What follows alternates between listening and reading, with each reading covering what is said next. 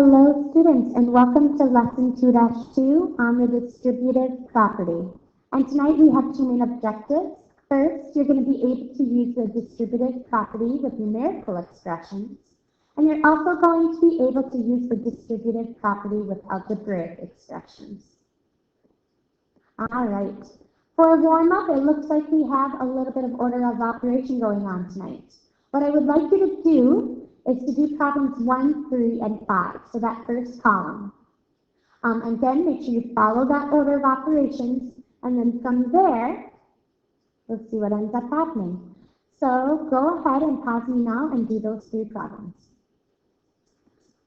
All right, if you did those 3 problems, you should have had 21 minus 9, which is 12.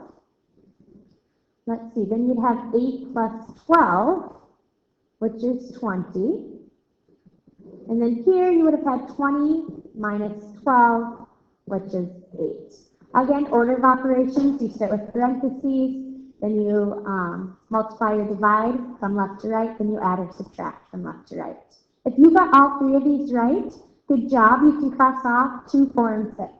However, if you got just one of them wrong, so if you got 1 wrong, I want you to do number 2. If you got 3 wrong, do 4, 5, and you did number 6. And again, I'm just going to write the answers here. You should have had 4 times 6, which is 24.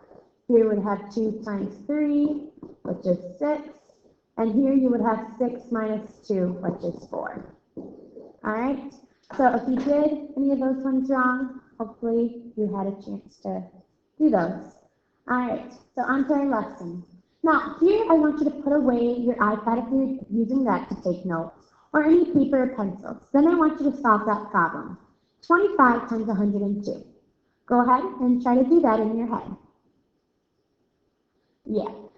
If you did that, you'd realize 25 times 102 isn't so easy to multiply together, because you're used to putting it in those columns, and then you multiply 5 times 2, then carry the 1 over, put the 0 down below, and so on.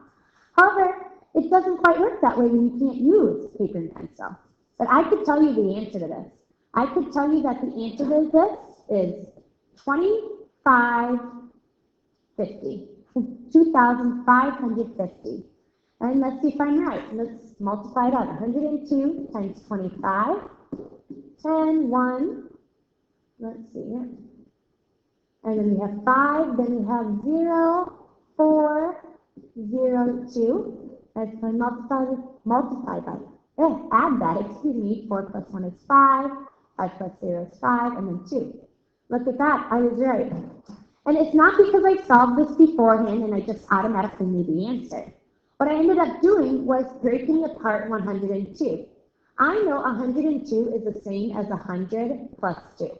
So what I did was I took 25 times 100 and got 2,500 or 2,500.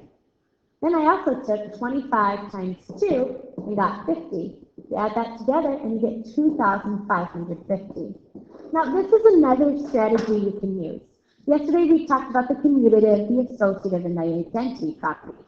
Well, tonight we look at the distributive property. And that's what I wrote below.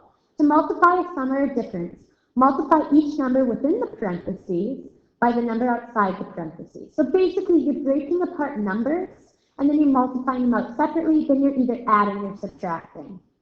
So, we're going to try to do this. Use the distributive property to find 15 times 110 mentally.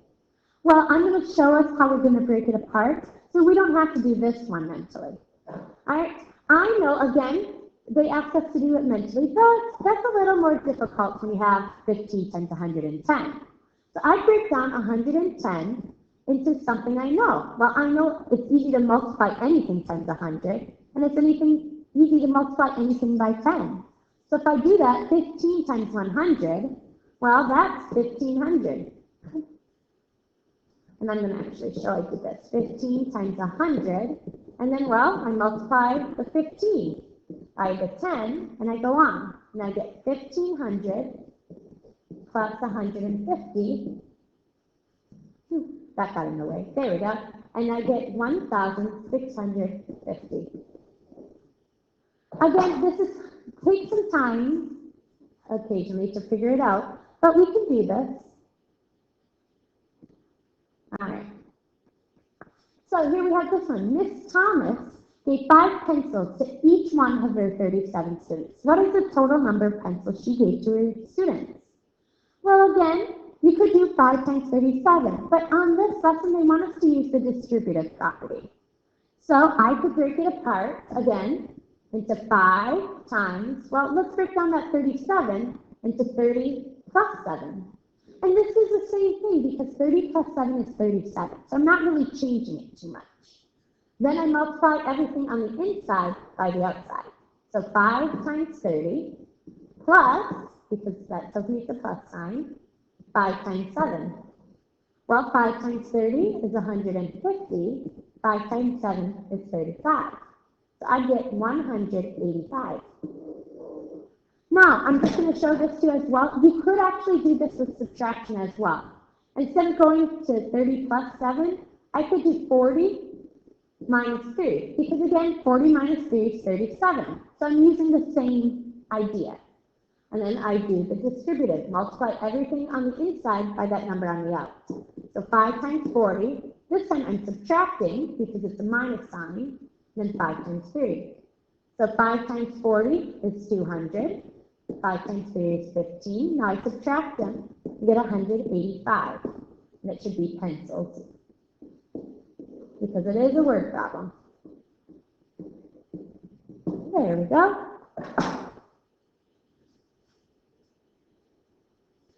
Next problem, if I get up to it, there we go.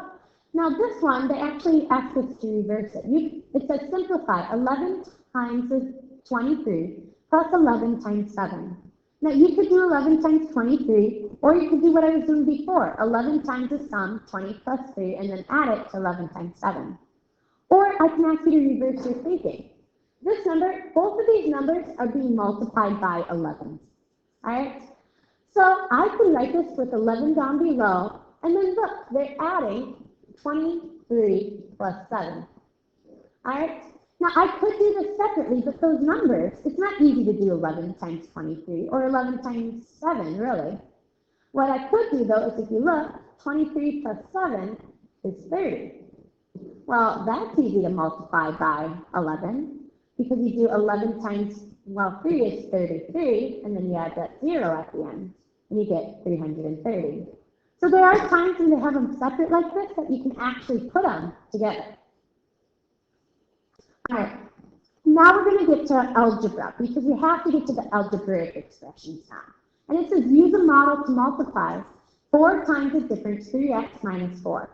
Now over here on the left-hand side, I have a key, or things that represent something. Those green rectangles are going to represent an x.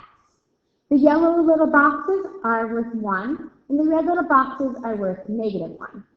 So we want to multiply 4 times 3x minus 4.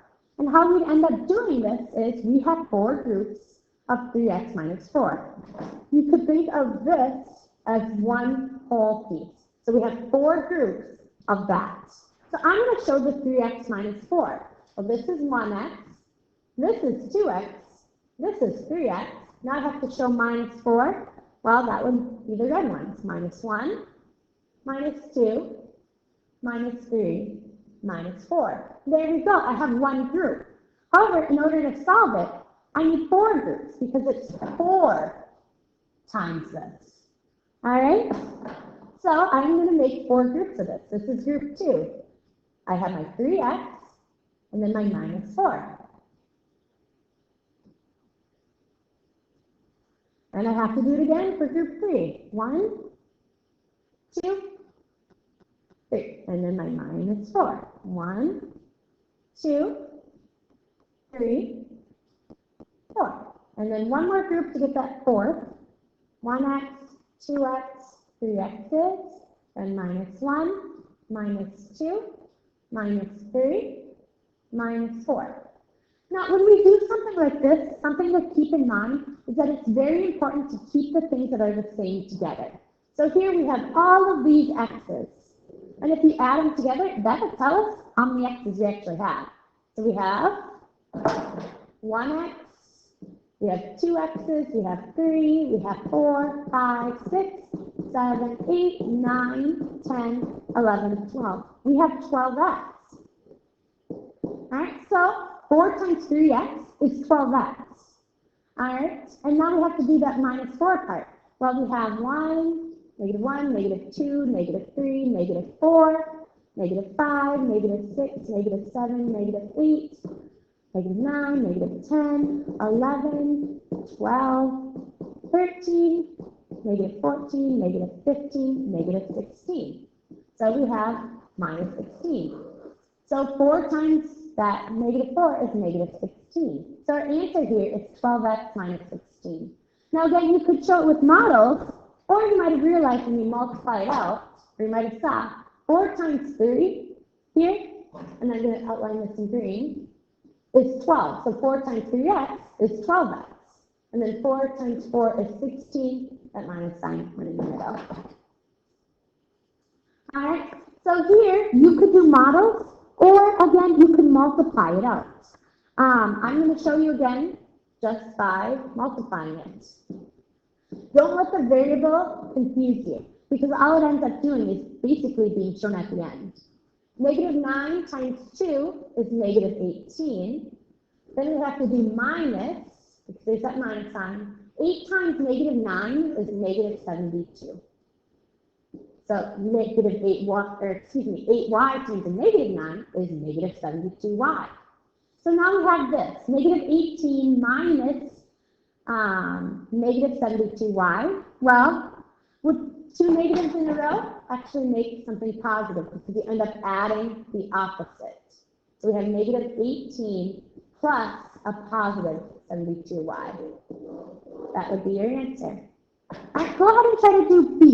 I want you to try to solve it, and then when you're done, come back and see if you got the answer right. Go ahead and solve it now. So on this one, you have the sum 5 times n plus 6 times 11, basically. So you're taking 11 times the sum by n plus 6. Even though the 11 is on the opposite side, it's still outside those parentheses. So you can still multiply it out. You do 11 times 5n. Well, 11 times 5 is 55, so we have 55n. And then 11 times 6, with that plus sign in the middle, is 66. So you have 55n plus 66.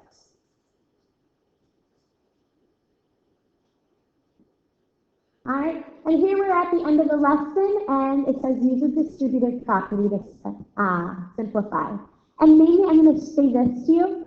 If they have just numbers like 1, 2, and 3, you're going to have a number for an answer. That's it. You'll get some sort of answer. For 4 and 5, there's variables. We have A and Y. When they have something like that, you're going to basically leave it as it is at the end. So you're going to have some sort of answer with the variable in it. Now, number 1, again, you break up 15 times, well, 203, I break up into 200 plus 3, then multiply that. And you get 3,000 plus 15 times 3 is 45, so you get 3,045. All right, so I want you to do number 2. Go ahead and pause me and then do that one. Now, number 2, some people might say, oh, I can just multiply that. I don't really need the distributive property. And that's fine. If you can do 7 times 180 in your head, I would use it that way. The big thing here, though, is just being able to multiply it. Yeah, so, or maybe you would have done 7 times 200 minus 20, something like that. You got 1,400 minus 140. And if you subtract that, you get 1,260. All right? That's one way you could have done it. You don't have to do it that way, though. Maybe you did it a different way, and that's just fine. Number 3 is one of those ones where you actually put it all together to make one number sentence. So you actually make it look like the one at number 1. So basically, you look at it, oh, they have 6 in common. Then you take the numbers 26 minus 16. It's minus because there's that minus sign in the middle. And you solve 6 times, well, 26 minus 16 is 10, you get 60. All right. However, the most important ones to solve, I think, are 4 and 5 with the variables. And this again, you have to use the distributive property. I want you to do 4 and 5 on your own and then check them. So go ahead and do those now. All right, let's see what you got. So again, 9 is on the outside, so everything on the inside gets multiplied by that 9 in number 4. So I have 8a times 9, and I have minus, well, 4 times 9. All right, and really all I did here was write it out into problem form. So now you really use the order of operations. 8 times 9 is 72, so 8a times 9 is 72a. And then, well, minus 4 times 9 is 36. That's your answer. All right, and then number 5, same idea. The 2's on the outside, so everything on the inside gets multiplied by that. So you have 2 times 14 plus, because there's a plus sign, 2 times y. 2 times 14 is 28. All right, and then we have 2 times y. Well, really in front of this y, there's a 1. The coefficient is 1. So 2 times 1 is just 2. So 2 times 1y is 2y. That'd be your answer. All right, that was your lesson for tonight. When you get to school tomorrow, we'll talk a little bit more about the distributive property. Have a great night.